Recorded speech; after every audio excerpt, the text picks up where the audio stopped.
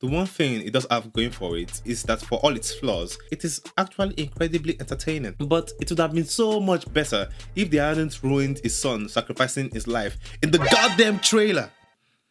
Dwayne Johnson, jabroni beating, pie eating, trail blazing, eyebrow raising, blah blah blah blah. Finally,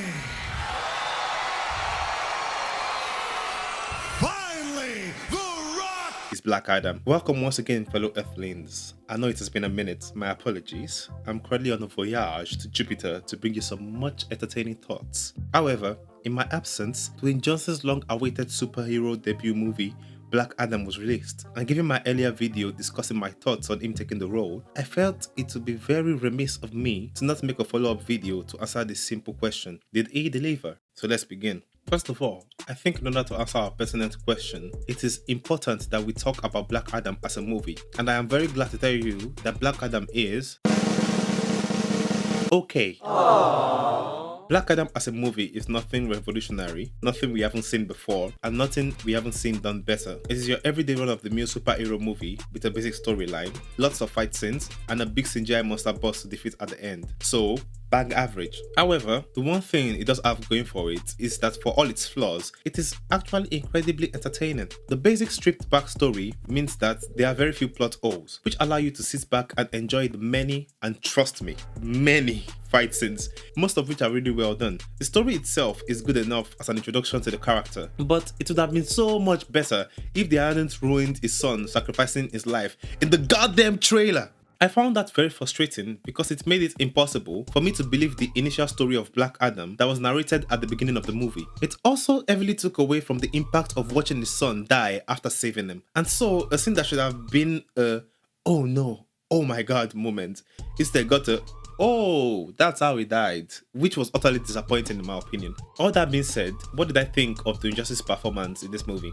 I actually think he did pretty good. I think he fits the character very well. It brings his regular intensity. He drops a lot of the cartoonish stuff he has done in his past movies and brings a more serious tone overall to the character. And a lot of the deadpan jokes which is delivered by his character fits very well with the story and actually land. I found myself chuckling a couple of times, especially when there were callbacks to things the little boy we worked with in the movie had said to him. But while I enjoyed Dwayne Johnson in this movie, part of me cannot help but feel like this movie is held back by him in some sense, and I'll explain what I mean.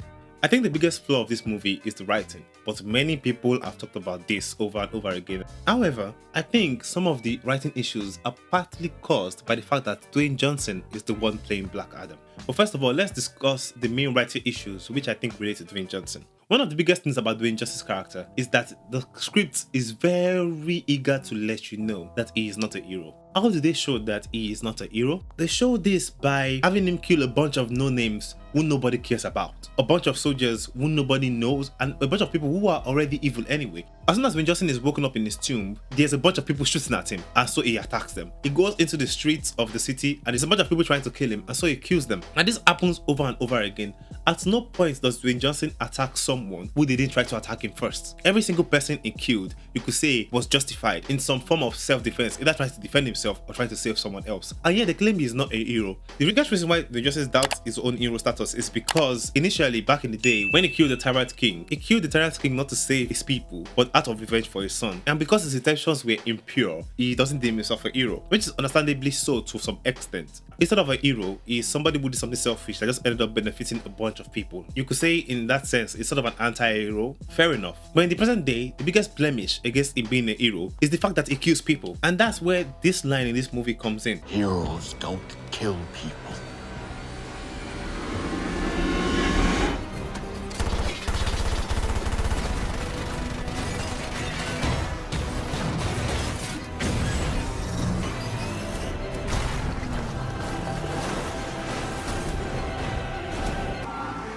Never.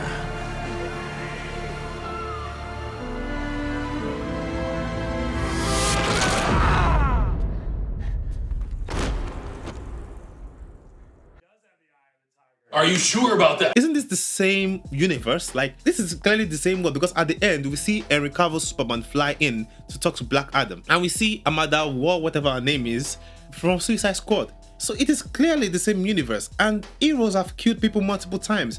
But yes, for some reason they keep shouting, oh, you can't kill people.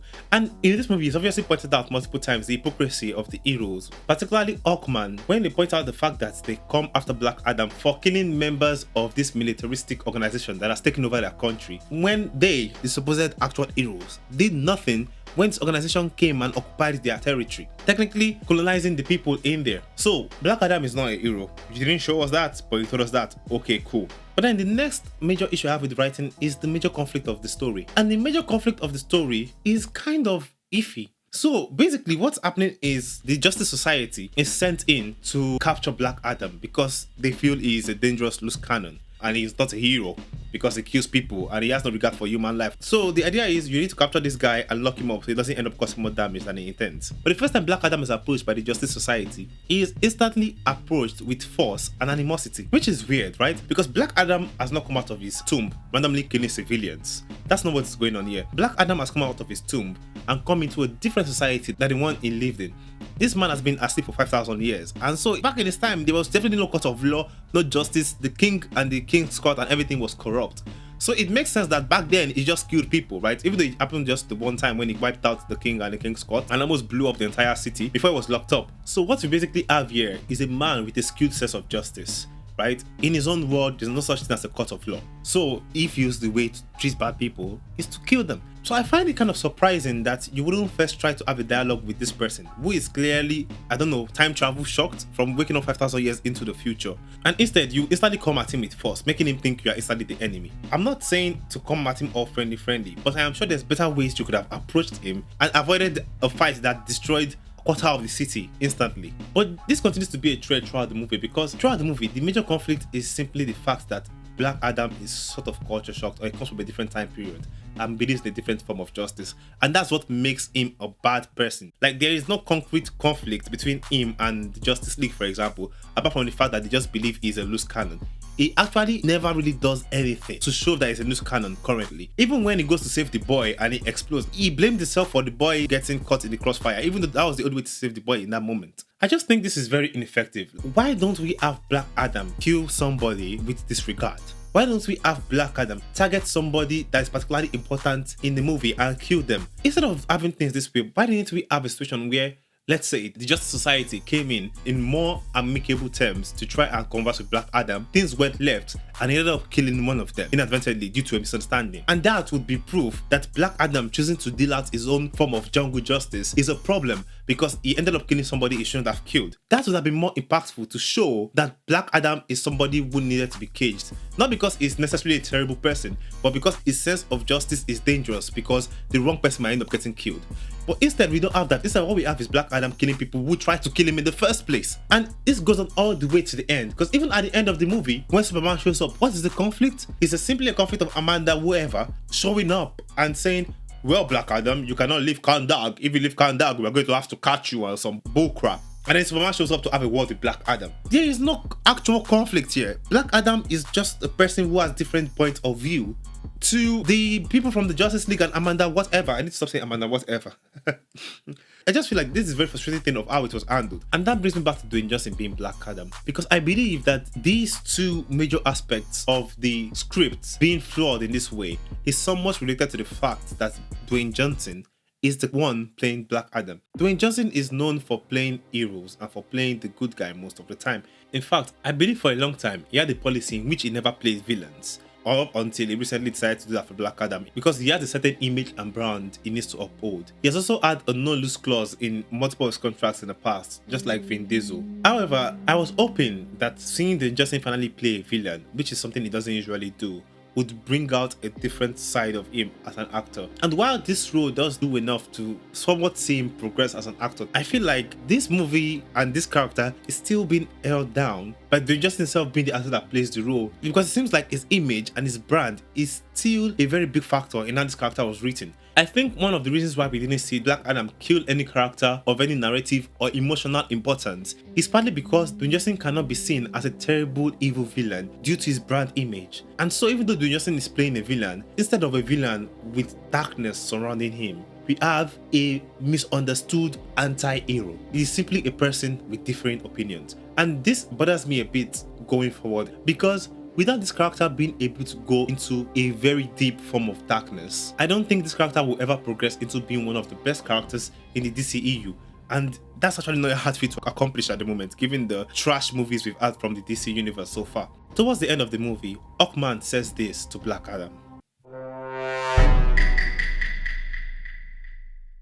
I really liked that line from Hawkman because I felt like it's hinted at something which could possibly happen in future, which is the possibility of Black Adam's idea of justice engulfing him in darkness. And this is something I really like to see going forward. I would like to see a Black Adam that either gets drunk on power or gets overly lost in his own ideals, that he somehow ends up becoming a real dark, powerful force in the DCEU to be reckoned with. But I am worried this is not going to be a thing, because instead of developing a character, I feel like Dwayne Johnson and the cast are more interested in talking about and showcasing how powerful Black Adam is versus Superman, which is another thing that is weird to me, because why is Black Adam going against Superman when he's basically a different version or a dark version of Shazam? Wouldn't it make more sense for him to first defeat Shazam before facing Superman, have him beat Shazam to show he's stronger than the person of equivalent power, and then face Superman eventually? But you cannot be a great villain to Superman if all you are is a Superman with different ideas of how to deal justice. Which, by the way, wouldn't it make Superman very hypocritical for coming after Black Adam for killing his enemies when Superman himself murdered General Zod in Man of Steel? Just something for the writers of the next Black Adam to think about before they throw in Black Adam against Superman. But what am I kidding? Since when do writers care about things like consistency and hypocrisy? Nobody cares. We just want to see Dwayne Johnson face up against Superman. Boom! Anyway, thank you very much for watching this video. I am still away on my voyage, but I have some impressive ideas cooking up in the massive pressure cooker that is Jupiter. This has been another random thought session. Till next time, take care.